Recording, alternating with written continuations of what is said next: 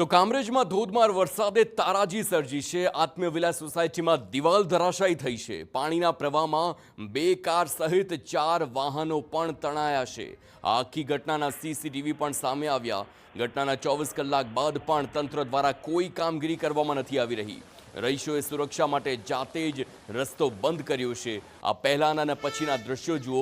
આ એ દ્રશ્યો છે જેના સીસીટીવી આપે જોયા કે પહેલા આ દિવાલ ધરાશાયી થઈ હતી ને ત્યારબાદ એ સ્થળ પરથી સીધા દ્રશ્યો ફરી એકવાર સીસીટીવી જુઓ કે જ્યાં આખી આ દિવાલ પડી જતી જોવા મળે છે। આપ જુઓ કે વરસાદ ધોધમાર છે અને તેમાં આ નબળી દિવાલ હોઈ શકે છે અને તેના કારણે આખી આ દિવાલ પડી હોય અને તેની પાછળ કાર પણ તેની નીચે દટાઈ ગઈ હોય તેવું જોવા મળી રહ્યું છે।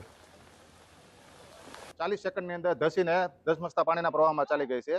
તો ત્યાં પાર્ક કરેલી ગાડીઓ 3 4 વ્હીલર, એક ટાટા મેજિક, 2 બાઇક, એક બાઇસિકલ, સાયકલ, એ બધી વસ્તુઓ પાણીની અંદર તણાઈ ગયેલી છે અને હજી સુધી કોઈ સરકારી તંત્ર અહીંયા અમારી સોસાયટીમાં વિઝિટ કરવા આવ્યું નથી। તો અમારી વિનંતી છે કે ભાઈ સરકારી બાબુ અંદર આવે, આ વિઝિટ કરે। અમારું બહુ મોટું નુકસાન છે, તો આ નુકસાનમાં જેટલી થાય એટલી હેલ્પ કરે, સહાય કરે।